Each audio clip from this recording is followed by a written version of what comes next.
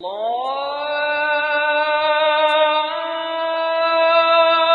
أكبر الله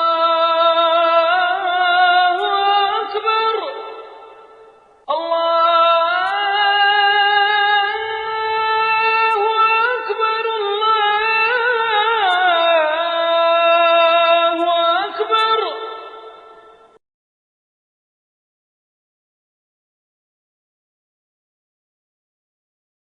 நம்முடைய இன்றைய வெள்ளிமேடை நிகழ்ச்சியிலே ஹஜ் குளறுபடியில் யார் குற்றவாளி என்ற ஒரு தலைப்பிலே ஒரு நேரடி ஒளிபரப்பு நிகழ்ச்சியை நடத்த வேண்டிய ஒரு நிர்பந்தமான சூழ்நிலைக்கு நான் தள்ளப்பட்டேன்.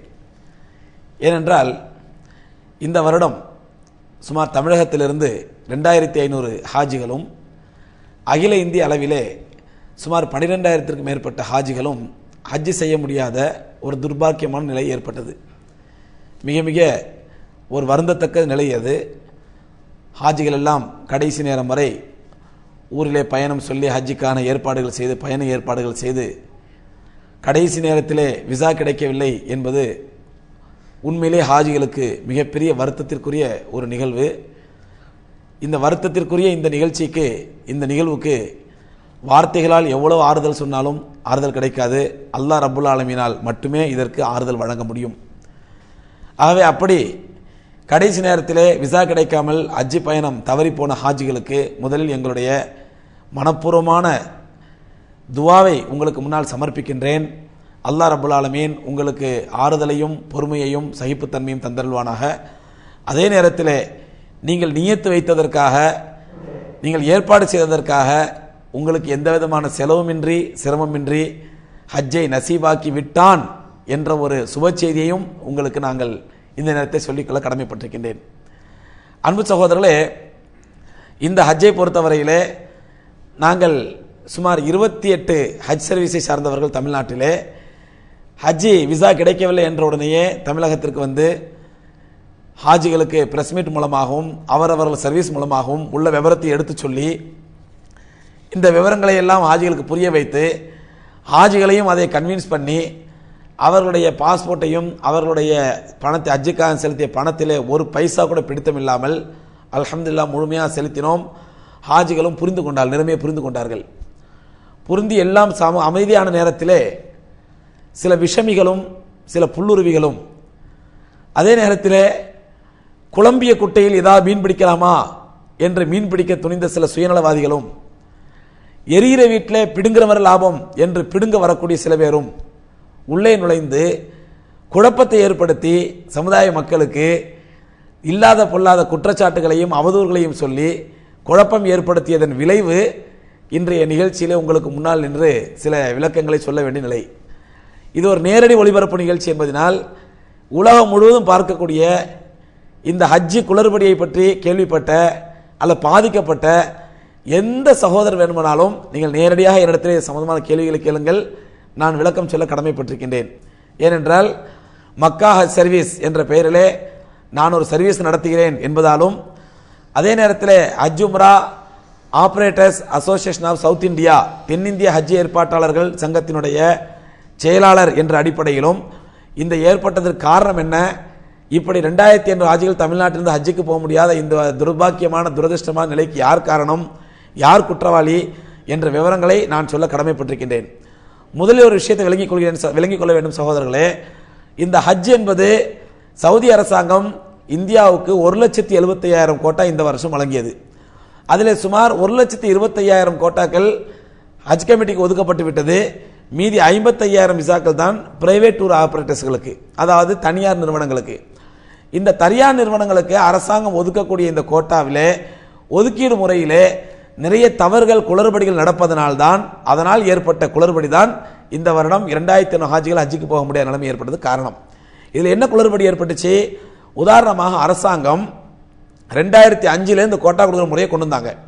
2005 எப்படி கோட்டா கொடுக்க ஆரம்பிச்சாங்கன்னு சொன்னா 2004 யார் யாரெல்லாம் எவ்வளவு ஹாஜிகளை கூட்டு போனாங்களோ அதே முறைப்படி 2005 கொடுத்தாங்க.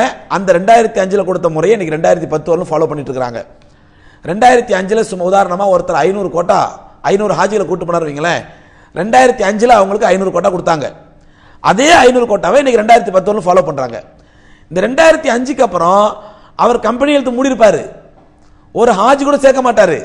ஆனா இன்னைக்கு வரலாம் அவருக்கு 500 கோட்டா கொடுக்க போறது மத்திய அரசாங்கத்தால். அந்த 500 கோட்டாவை இவர்கள் கள்ளச்சந்தையில விற்கிறார்கள். இதனால் ஏற்பட்ட குளறுபடி தான் இந்த வருஷம் ஹாஜிகள் போக முடியாத ஏற்பட்டது. ஏன்னு சொன்னா இந்த ஹஜ் ஏற்பாட்டாளர்கள் 2 வகையா இருக்கிறோம். ஒன்னு கோட்டா உள்ளவர்கள், இன்னொன்று கோட்டா இல்லாதவர்கள். இது 2 வகை. இதுல யாருக்கு லைசன்ஸ் இருக்குது யாருக்கு லைசன்ஸ் இல்லைன்னு சொன்னா, ஒரு வகையில பார்த்தா எல்லாருமே ரெஜிஸ்டர்ட் கம்பெனி. இவங்க ஒரு பெரிய பொய்யை சொல்றாங்க. அந்த கோட்டா வச்சிருக்கக்கூடிய சில கம்பெனிக்காரங்க ஒரு பெரிய பொய்யை மக்களுக்கு மத்தியில் பரப்புறாங்க. இவங்களால ரெஜிஸ்டர் பண்ணாத கம்பெனி இல்ல, பச்சை பொய். எல்லாருமே நாங்களும் ரெஜிஸ்டர் பண்ண கம்பெனி தான், நாங்களும் அரசாங்கத்தில் முறையாக ரெஜிஸ்டர் பண்ணி நாங்கள் அரசாங்கத்தில் அனுமதி பெற்றிருக்கிறோம், லைசன்ஸ் பெற்றிருக்கிறோம். இந்த மாதிரி ஹஜ் சர்வீஸ் நடத்துவதற்கான தொழில் நடத்துவதற்கான லைசன்ஸை முறையாக பெற்றிருக்கிறோம். அவர் பச்சை பொய்யை பரப்புறாங்க. ரெஜிஸ்டர் இல்லைன்னு சொல்லி எங்கள்கிட்ட யார் வேணாலும் வாங்க, எப்போ வேணாலும் வாங்க, எங்களோட ரெஜிஸ்டர் நம்பரை காட்டுறோம். அது மட்டுமல்ல, ஆல் இண்டியா அசோசியேஷன் சொல்லி பாம்பேல அசோசியேஷன், ஆல் இண்டியா ஹஜ் உம்ரா ஆபரேட்டர்ஸ் அசோசியேஷன் சொல்லி, அது மினிஸ்ட்ரி ஆஃப் எக்ஸ்டர்னல் அஃபேர்ஸ், அதாவது இந்திய வெளியுறவுத்துறை அமைச்சகத்தால் அங்கீகரிக்கப்பட்ட அந்த அசோசியேஷன். அதில் நாங்களாம் மெம்பரா இருக்கிறோம். எங்களுக்கு மெம்பர்ஷிப் கார்டும் கொடுத்துருக்காங்க. அப்போ எப்படி நாங்கள் லைசன்ஸ் இல்லை ரெஜிஸ்டர் எப்படி சொல்ல முடியும்? கோட்டா இல்லை. லைசன்ஸ்னா என்ன முதல்ல அதை புரிஞ்சுக்கணும்.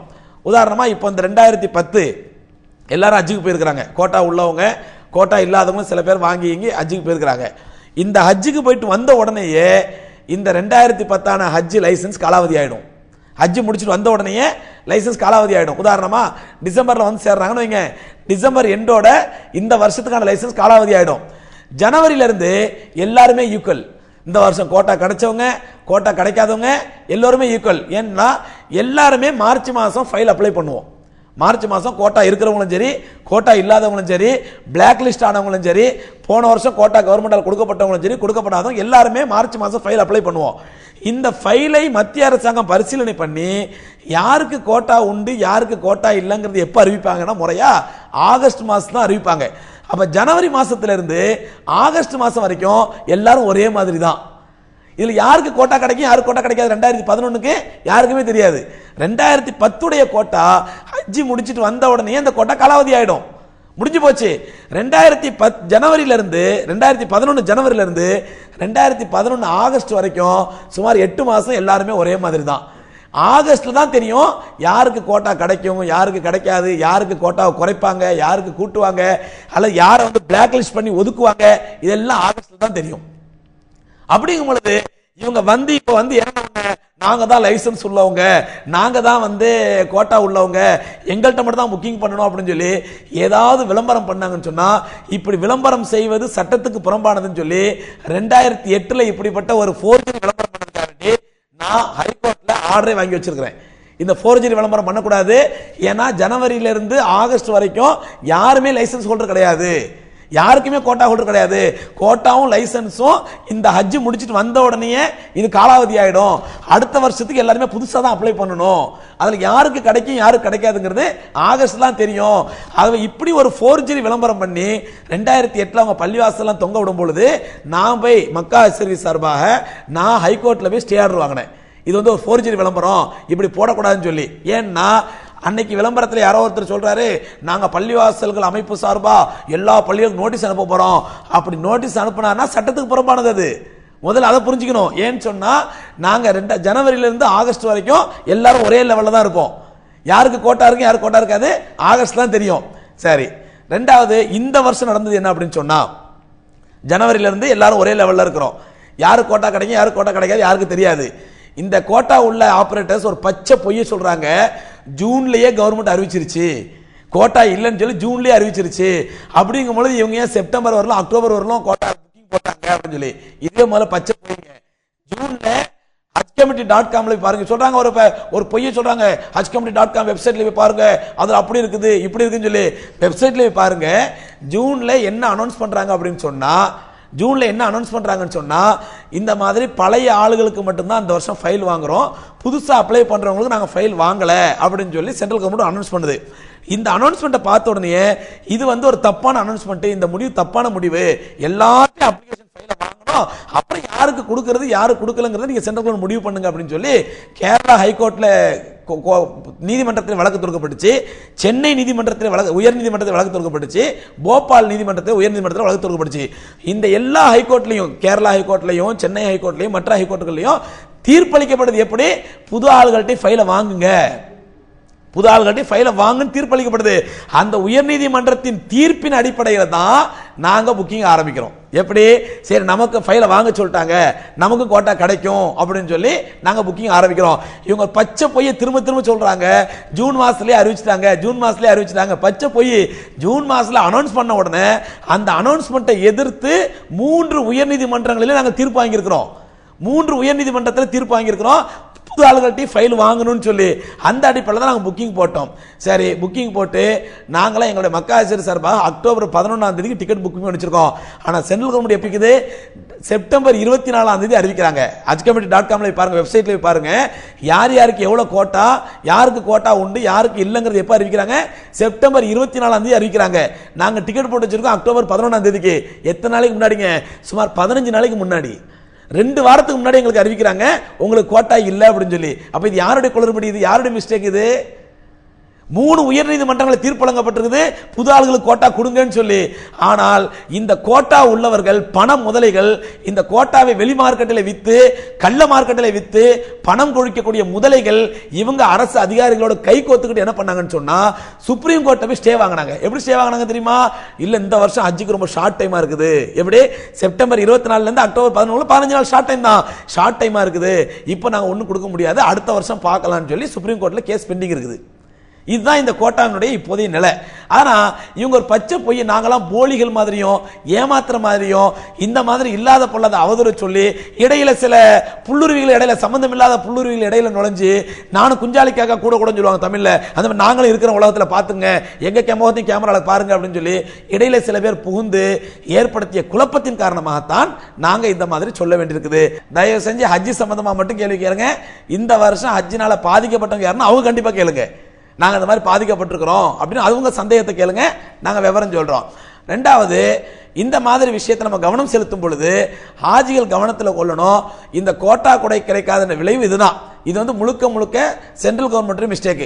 இன்னொரு மிஸ்டேக் என்னன்னு சொன்னா, போன வருஷம் இந்த ஹஜ்ஜி விஷயத்தை, ஹஜ்ஜி விவகாரத்தை கவனிப்பதற்கு சசி தரூர் மினிஸ்டர் இருந்தார், நல்ல நிர்வாகி, நல்ல அட்மினிஸ்ட்ரேட்டர். அவர் என்ன பண்ணான்னு சொன்னா, இந்த ஹாஜிகளுடைய இந்த பிரைவேட் டூர் தனியார் ஹஜ்ஜி நிறுவனங்களுடைய நிலைமையெல்லாம் புரிஞ்சுக்கிட்டு இவர் என்ன பண்ணாருன்னு சொன்னா, பழைய ஆளுகளுக்கெல்லாம் கோட்டாவை குறைச்சி புது ஆளுகளுக்கு ஒரு 300 கம்பெனிகள் கொடுத்தாரு. உடனே இவங்க கோர்ட்டுக்கு போனாங்க, எங்க கோட்டாவை குறைக்க கூடாது, ஏன்னா இவங்க தான் பிளாக் மார்க்கெட்ல வித்துட்டு இருக்காங்களே. இந்த பழைய ஆளுக கோட்டா வச்சிருக்கிறவங்க 500 கோட்டா 600 கோட்டான்னு வச்சு அவர்களுக்கு ஆள் சேராமல் வெளியிலே கள்ள மார்க்கெட்டில் விற்கிறார்கள். ஒரு கோட்டா 60,000 ரூபாய் 70,000 ரூபாய்க்கு விற்கிறாங்க வெளியில.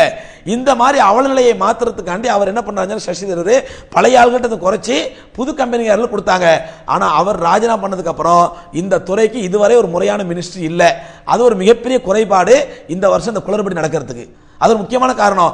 ரெண்டாவது, 3 ஹைகோர்ட்டுகளை ஜட்ஜ்மெண்ட் கொடுத்தாச்சு இவங்களுக்கு கொடுங்கன்னு சொல்லி. ஆனால் இவங்க என்ன பண்றாங்கன்னு சொன்னா, அந்த வழக்கை இழுத்து இழுத்து இழுத்து கடைசியில் சுப்ரீம் கோர்ட்ல போய் ஸ்டே வாங்கினதும் இந்த குளறுபடி ஏற்படுறதுக்கு முக்கியமான காரணம்.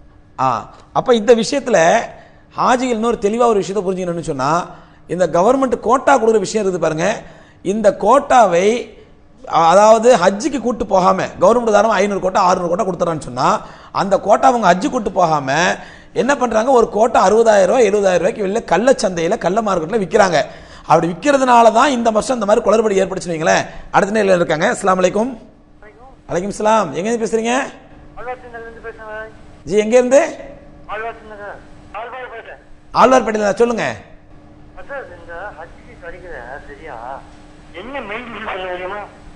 புரியல, என்னங்க என்ன மெயின் ரீசன் கேக்குறீங்களா? அதான் சொல்லிட்டு இருக்கிறேன். சரிங்க, நீங்க கேளுங்க, கேளுங்க, நான் விவரமா சொல்லிட்டு இருக்கிறேன், தெளிவா கேளுங்க. என்ன மெயின் ரீசன் தான் சொல்லிட்டு இருக்கேன் இப்ப நானு. அப்போ இன்னைக்கு உதாரணமா பாத்தீங்கன்னா, இந்த கோட்டா வழங்குறதுல கவர்மெண்ட் எப்படிப்பட்ட ஒரு தப்பான நடைமுறையை பின்பற்றுதுன்னு சொன்னா, உதாரணமா 2005 இந்த கோட்டா சிஸ்டம் ஆரம்பிச்சாங்க இல்லைங்களா, 2004 யார் யார் எவ்வளவு ஹஜ் கூட்டு போனாங்களோ அவ்வளவு ஹாஜிகளுக்கு 2005 கொடுத்தாங்க. அதை 2010 இது ஃபாலோ பண்ணிட்டு இருக்காங்க. 2005 ஒருத்தர் 50 ஹாஜி கூட்டு போனார்னா இன்னைக்கு 2010 ஒரு 50 ஹாஜி தான். அதுக்கப்புறம் அவருடைய சர்வீஸை பார்த்துட்டு 100 பேர் 200 பேர் 300 பேர் கூட்டியிருந்தாலும் அவருக்கு 50 கோட்டா தான். அதே நேரத்தில் 2005 ஒருத்தர் 500 கோட்டா கொடுத்தான்னு வச்சுங்களேன், இன்னைக்கு அவருக்கு 500 கோட்டா தான். அவர் கம்பெனியை எழுத்து மூடினாலும் அவருக்கு அதே 500 கோட்டா தான். இந்த கோட்டா வழங்கக்கூடிய சிஸ்டத்தினால ஏற்பட்ட குளறுபடி தான் இந்த பிரச்சனைக்கு மொத்த காரணமா. ரெண்டாவது, அந்த கோட்டா வாங்குற இந்த பழைய சர்வீஸ்காரங்க பாருங்க, கோட்டா வச்சிருக்கிறவங்க நாங்க மோனோப்புலியா இருக்குன்னு நினைக்கிறாங்க பாருங்க, இவங்க இந்த கோட்டாவை, அதாவது அரசாங்கம் தரக்கூடிய இலவச கோட்டாவை கள்ள மார்க்கெட்ல 50,000 ரூபாய் 60,000 வெளியில விற்கிறாங்க. அப்படி விற்கிறதுனால ஏற்பட்ட விளைவு தான் இந்த வருஷம் இந்த மாதிரி குளறுபடி ஏற்படுறது காரணம். அடுத்த நேரம் லைன்ல இருக்கிறாங்க. அஸ்ஸலாமு அலைக்கும். இப்ப 50,000 ரூபாய்க்கு 60,000 ரூபாய்க்கு விக்கிறாங்க, கள்ள சந்தையில விக்கிறாங்கன்னு சொல்றீங்கல்ல? ஆமா, அது மாதிரி கோட்டா வாங்கி தான் நீங்க அனுப்புறதா அவங்க சொல்றாங்க. இல்லங்க, அதாவது நல்லா புரிஞ்சுங்க, 50,000 ரூபாய் 60,000 ரூபாய்க்கு வெளியில விற்கிறாங்க, கள்ளச்சந்தையில விற்கிறாங்கன்னு சொல்றாங்க. நீங்க அந்த மாதிரி ஆளுங்களை வாங்கி தானே கூட்டு போறீங்கன்றாங்க. நாங்க சொல்றோம் அப்படி கூட்டு போறதும் தப்பு. 50,000 ரூபாய்க்கு வெளியில வாங்கி, அதாவது கள்ளச்சந்தையில வாங்குறதும் தப்பு, விற்கிறதும் தப்பு.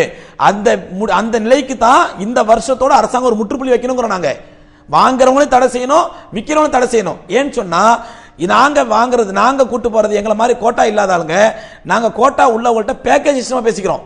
எப்படின்னு சொன்னா, உதாரணமா அவங்களுக்கு மக்காவுடைய ஹோட்டலு, மதினாவுடைய ஹோட்டலு, அதே மாதிரி அங்க உள்ள மொல்லிம் டிராஃப்ட் எடுக்கிறது, இது எல்லாமே நாங்க பேக்கேஜா எடுத்துக்கிறோம். பேக்கேஜ் எடுத்து அவங்களை கூட்டு போறோம்.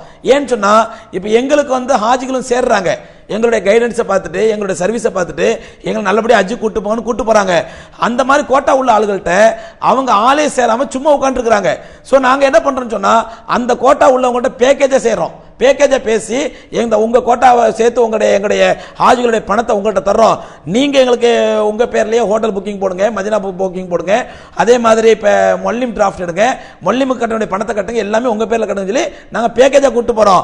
நாங்க என்ன சொல்றோம்டா, இந்த மாதிரி ஒரு ஆளுக்கு விசா இருக்கிறது, ஒரு ஆளுக்கு இல்லாமல் போகிறது, இந்த தவறான முறையை மாற்றி சரியான முறையில் விசா பங்கிடப்பட வேண்டும் அப்படிங்கிறது எங்களுடைய கோரிக்கை. அதுக்கு தான் நாங்க ஃபைட் பண்ணிட்டு இருக்கிறோம். அதனால ஹாஜிகள் நல்லா புரிஞ்சுக்கணும், இதுல யாரும் ஏமாத்தல, இதுல ஏமாத்துங்கிற வேலையோ மோசடிங்கிற வேலையோ ஒண்ணுமே கிடையாது. இப்ப எங்களுடைய மக்கா சர்வீஸை பொறுத்த வரைக்கும் நாங்க ஹாஜிகள்கிட்ட 2,19,000 ரூபாய் நாங்க வாங்கணும்.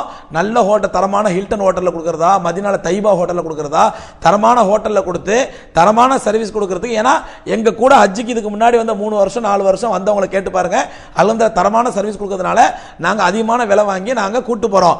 ஆனால் அந்த 2,19,000 ரூபாயும் ஒரு பைசா கூட ஹாஜிகளுக்கு அல்ஹம்துலில்லாஹ் இது வரைக்கும் 85-90% ஹாஜிகளுக்கு பணத்தை கொடுத்து முடிச்சிட்டோம்.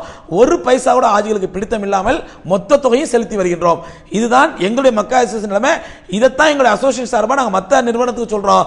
நாம அங்க மக்கால பணம் கட்டியிருப்போம், மதினால பணம் கட்டியிருப்போம், ஹோட்டல் லாஸ் ஆயிருக்கும், இது எல்லாம் இருக்கு, நம்மளுடைய லாஸா இருக்கட்டும், இதெல்லாம் நம்முடைய நஷ்டமா இருக்கட்டும், அல்லாஹ் நமக்கு தருவான் இன்ஷா அல்லாஹ்.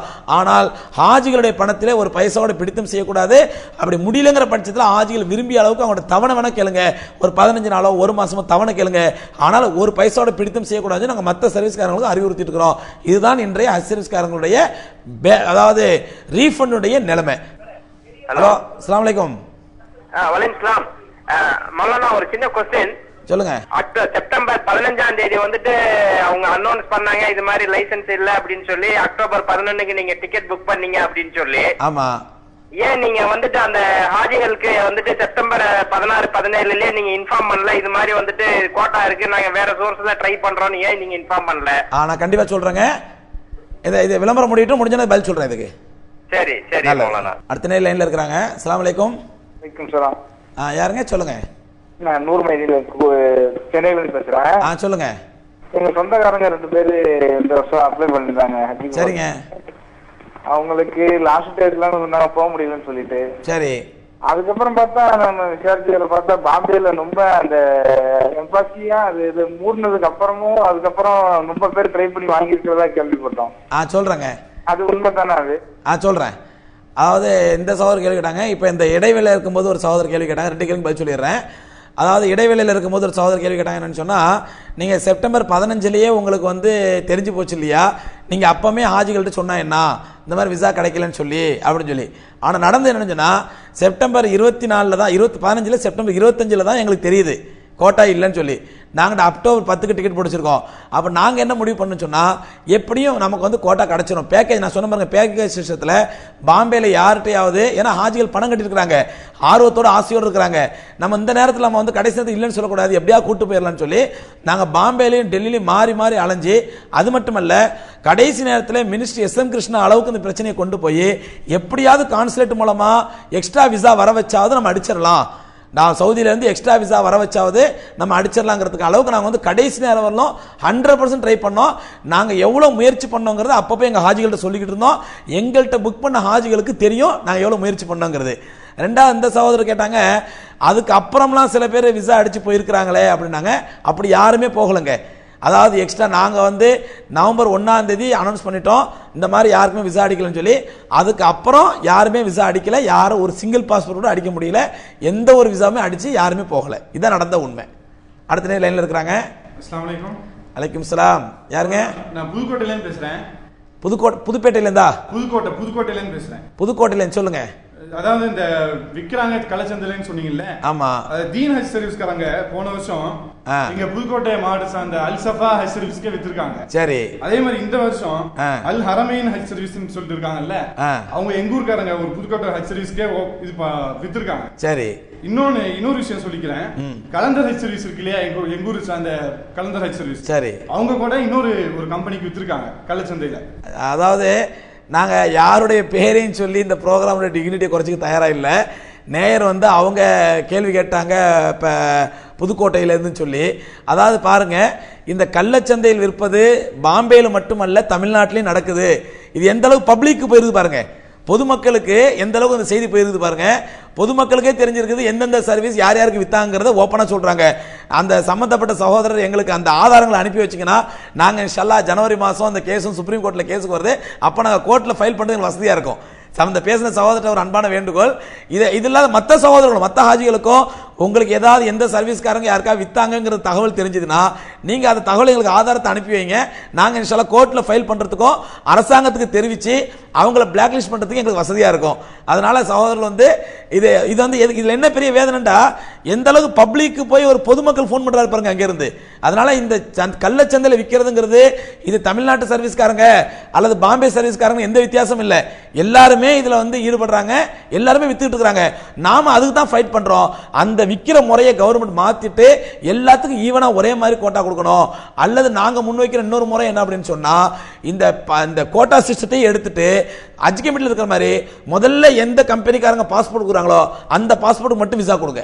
முதல்ல யார் ஒரு குறிப்பிட்ட டெட்லைன் வச்சு அந்த குறிப்பிட்ட நாளுக்குள்ள எவ்வளவு பேர் யார் யார் பாஸ்போர்ட் சப்மிட் பண்றாங்களோ அந்த ஹாஜிகளுடைய பாஸ்போர்ட்டுக்கு விசா கொடுங்க அப்படிங்கிறது நாங்க கவர்மெண்ட்டை வந்து வலியுறுத்துறோம். அடுத்த நேரில் இருக்கிறாங்க. அஸ்ஸலாமு அலைக்கும். அலைக்கும் சலாம். சொல்லுங்க. இப்ப சம்பந்தம் இல்லாம அன்னைக்கு வந்து வக்ஃப் வாரியத்திலிருந்து ஒரு ஆள் வந்து சம்பந்தப்பட்டிருக்காரு. சரி, அவர் வக்ஃப் வாரியத்துக்கும் இதுக்கும் ஹஜ் கமிட்டிக்கு என்ன சம்பந்தம்ங்கறதை சொல்லணும். அதே மாதிரி ஒரு 4 நாளைக்கு முன்னாடி யாரோ இளவரசன் சொல்லி டிவில வந்து பேசியிருக்காரு. சொல்றேங்க, அதை பத்தி விவரம் சொல்றேன். அதாவது தயவு செஞ்சு வந்து பேரை கேட்காதீங்க, நாங்க யாருடைய பேரையும் குறிப்பிட தயாரா இல்லை. நான் ஆரம்பத்தில் சொன்ன பாருங்க, சகோதரர் கேள்வி கேட்ட நேயரே வந்து சம்பந்தம் இல்லாத ஆளு சொல்லிட்டாரு. அதனால சம்பந்தம் இல்லாத ஆளுங்க தான் இதை காரணமாக வச்சு ஒரு சுய விளம்பரத்துக்காக வேண்டி அவங்கள வந்து மேடையில் வந்து உட்காந்துக்கிட்டு இதை பற்றி ஒரு விவரம் சொல்லிக்கிட்டு நாங்கள் இதை பற்றி விசாரணை பண்ணுவோம். அவங்களுக்கு வக்ஃப் போர்டுக்கு யார் என்ன பவர் கொடுத்தது, வக்ஃப் போர்டு இதுல என்ன சம்பந்தம் இருக்குது? அப்படியே வக்ஃப் போர்டு உறுப்பினர் வந்தாருன்னா வக்ஃப் போர்டு வந்து அவருக்கு பெர்மிஷன் கொடுத்துச்சா நீங்க வந்து உட்காந்து பேசி சம்பந்தப்படுத்துங்கன்னு சொல்லி. அதனால கல்யாண வீட்டில் மாப்பிள்ளையாவும் கர்மாதி வீட்டில் மையத்தாவும் இருக்கிற மாதிரி எனக்கு ஒரு மைக்கும் கேமரா கிடைச்சிங்க நான் இதுல நுழைவேன்னு சொல்லி நுழையிறது ஒரு மூமினுக்கு அழகல்ல. அதனால இது சம்பந்தம் இல்லாத ஆள் நீங்களே சொல்லிட்டீங்க. மற்றபடி யாரோ பத்திரிகையில பேட்டி கொடுத்தாங்களா ஈட்டி கொடுத்தாங்களா, அவங்களாம் எரியிற வீட்டில் புடுங்குற ஒரு லாபம் நினைக்கிறவங்க யார் பணம் கொடுத்தாலும் அவங்களுக்காண்டி பேசுவாங்க. அதனால அவங்கள பத்தி நான் பேச தயாரா இல்லை. இந்த நிகழ்ச்சியை வைத்து ஹாஜிகள் உண்மையை விளங்கிக் கொள்ள வேண்டும். இந்த தவறுங்கிறதுக்காண்டி ரெண்டாவது இந்த நேரத்தில் இன்னொன்னு சொல்லி வைக்க விரும்புகிறோம். என்ன அப்படின்னு சொன்னா, இந்த சரிவு என்பது இந்த பின்னடைவு என்பது இந்த வருடம் ஏற்பட்டதுதான். அடுத்த வருஷம் இன்ஷா அல்லாஹ் எங்க எல்லாருக்கும் கோட்டா கிடைக்கும் இன்ஷா அல்லாஹ். கண்டிப்பா அதுக்கு எல்லா விதமான ஏற்பாடையும் பண்ணிட்டு இருக்கிறோம். கோட்டா கிடைச்சு இன்ஷா அல்லாஹ் அடுத்த வருஷம் ஹாஜிகளை நான் கூட்டிட்டு போவோம். எங்களுடைய மக்கா ஹஜ் சர்வீஸை பொறுத்த வரையில கோட்டா கிடைக்காத வரை இன்ஷா அல்லாஹ் அடுத்த வருஷம் அல்ல எத்தனை வருஷம் ஆனாலும் சரி ஹஜ் புக்கிங்கே போட மாட்டோம் என்பதை நாங்கள் தெரிவித்துக் கொள்கிறோம். அடுத்து இந்த பெருநாள் விஷயத்துல இன்ஷா அல்லாஹ் புதன்கிழமை புதன்கிழமை நம்முடைய தலைமை காஜில் அறிவிக்கப்பட்டிருக்குது புதன்கிழமை தான் பெருநாள்னு சொல்லி. சில அற்பமான சுய விளம்பரம் தேடுறவங்க எதையாவது சொன்னாதான் மக்கள் திரும்பி பார்ப்பாங்க அப்படிங்கிறவங்க வேலைக்கிழமை பெருனா, வெள்ளிக்கிழமை பெருனா, சனிக்கிழமை பெருனா அறிவிச்சிருக்காங்க. இதை பார்த்து மக்கள் குழம்ப வேண்டாம், குழப்பவாதிகளை பார்த்து. இன்ஷா அல்லாஹ் புதன்கிழமை எல்லோரும் பெருநாள் கொண்டாடுவோம். எல்லோருக்கும் என்னுடைய ஈதுல் அல்ஹா வாழ்த்துக்களை தெரிவித்துக் கொள்கிறேன். வல்ல ரப்புல் ஆலமீன் நாம் எல்லோருக்கும் நேர் வழியை காட்டி நேரான பாதை நடக்கக்கூடிய பாக்கியை தந்தருள்வானாக. வாஹிர் தாவான் அல்ஹம்துலில்லாஹி ரப்பில் ஆலமீன். அஸ்ஸலாமு அலைக்கும் வரஹ்மத்துல்லாஹி தஆலா வபரகாத்துஹு.